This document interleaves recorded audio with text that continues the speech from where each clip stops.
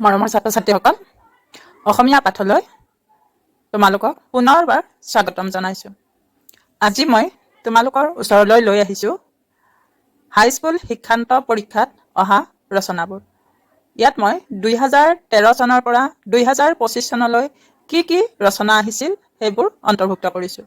এতিয়া চাওঁ আহা। 2013 চনত অহা ৰচনাবোৰ। প্ৰথম, তোমাৰ প্ৰিয় গ্ৰন্থ এখন।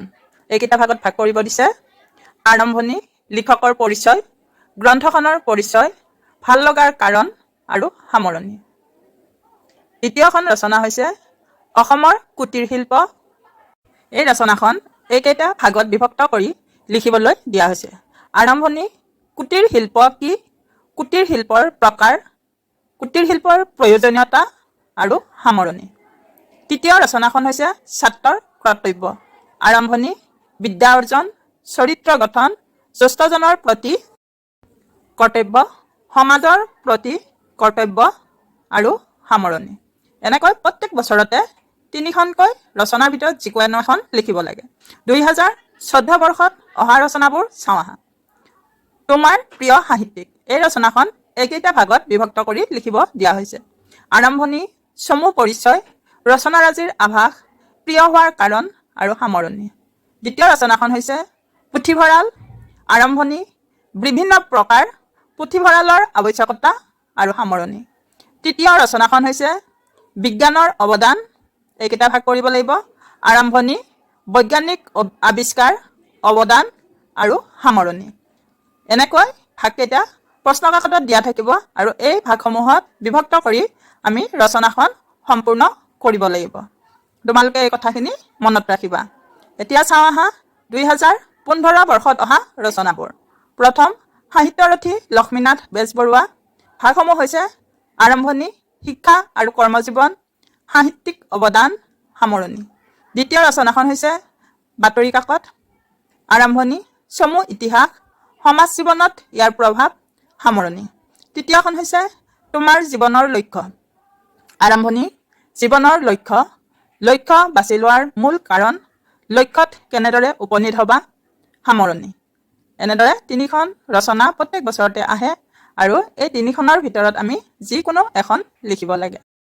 এতিয়া আমি 2016 বৰ্ষত অহা ৰচনাবোৰ চাওঁ আহা। প্ৰথম, তোমাৰ প্ৰিয় গ্ৰন্থখন। আৰম্ভণি, গ্ৰন্থখনৰ পৰিচয়, প্ৰিয় হোৱাৰ কাৰণ আৰু সামৰণি। দ্বিতীয় ৰচনাখন হৈছে অসমৰ প্ৰাকৃতিক সম্পদ। আৰম্ভণি, প্ৰাকৃতিক সম্পদৰ বিভিন্ন প্ৰকাৰ, সম্পদবোৰৰ ব্যৱহাৰ, সামৰণি। তৃতীয় ৰচনাখন হৈছে শিক্ষা আৰু মূল্যবোধ। এইকেইটা ভাগত ভাগ কৰিব লাগিব।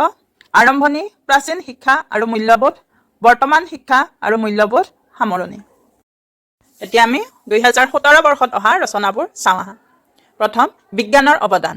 আৰম্ভণি, বৈজ্ঞানিক আৱিষ্কাৰ আৰু সামৰণি। দ্বিতীয়খন পুথিভঁৰাল।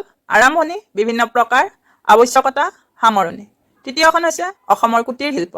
আৰম্ভণি, অসমৰ কুটিৰ শিল্পসমূহ, উন্নয়নৰ উপায় আৰু সামৰণি। এনেকৈ 3খন ৰচনা আহিছিল। এতিয়া আমি 2018 বৰ্ষৰ ৰচনাবোৰ চাওঁ আহা। প্ৰথম, তোমাৰ প্ৰিয় গ্ৰন্থ। আৰম্ভণি, গ্ৰন্থৰ বিষয়বস্তু, ভাল লগাৰ কাৰণ, সামৰণি। দ্বিতীয় ৰচনাখন অসমৰ বানপানী। আৰম্ভণি, বানপানীৰ কাৰণ, প্ৰতিৰোধৰ উপায়, সামৰণি। তৃতীয়খন হৈছে পৰিৱেশ প্ৰদূষণ আৰু ইয়াৰ প্ৰতিকাৰ। ভাগকেইটা হৈছে আৰম্ভণি, প্ৰদূষণৰ কাৰণ, প্ৰতিকাৰ, সামৰণি। এই ৰচনাখন এই বছৰ অৰ্থাৎ 2025 চনতো আহিছে। তোমালোকে চাইছিলা যদি নিশ্চয় কমন পৰিছে, লিখিবলৈ পাৰিছা। 2019 বৰ্ষৰ ৰচনাবোৰ হ'ল স্কুল আলোচনী আৰু ইয়াৰ উপযোগিতা। আৰম্ভণি, স্কুল আলোচনীৰ প্ৰয়োজনীয়তা, আলোচনী প্ৰকাশৰ সুবিধা, সামৰণি। তৃতীয়খন হৈছে দৈনন্দিন জীৱনত বিজ্ঞানৰ প্ৰভাৱ। এই ৰচনাখন আগত আহিছিল যদিও অকল বিজ্ঞানৰ অৱদান হিচাপে আহিছিল আৰু ভাগসমূহো অলপ সাল সলনি কৰি দিছে এই ৰচনাখনত।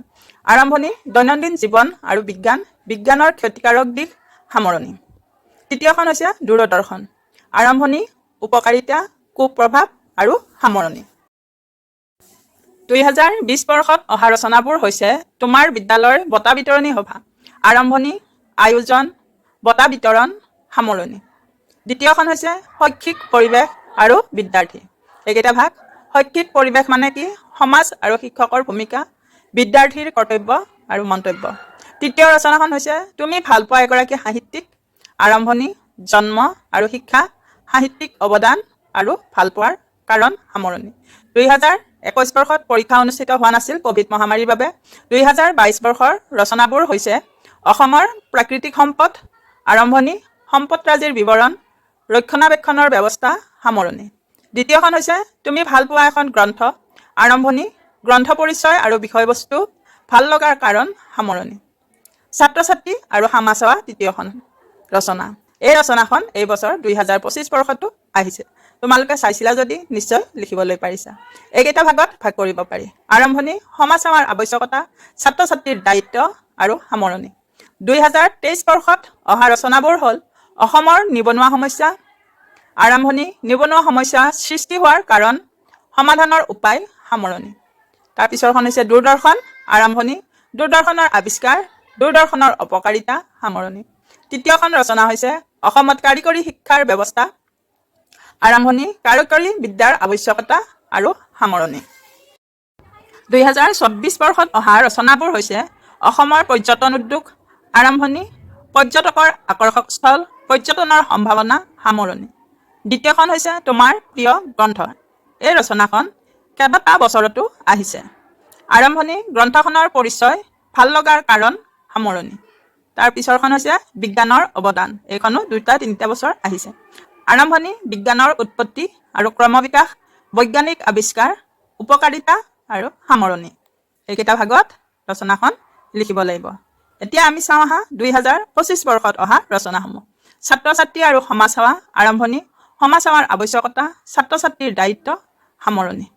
দ্বিতীয়খন হৈছে পৰিৱেশ প্ৰদূষণ, আৰম্ভণি, পৰিৱেশ প্ৰদূষণৰ কাৰণ, প্ৰতিকাৰ, সামৰণি। তৃতীয়খন হৈছে ক্ষুদ্ৰ সঞ্চয়। এইখন সম্পূৰ্ণ নতুন ৰচনা, নতুনকৈ প্ৰথমবাৰৰ কাৰণে আহিছে। আৰম্ভণি, ক্ষুদ্ৰ সঞ্চয়ৰ উপকাৰিতা, ক্ষুদ্ৰ সঞ্চয়ৰ ব্যৱস্থা আৰু সামৰণি।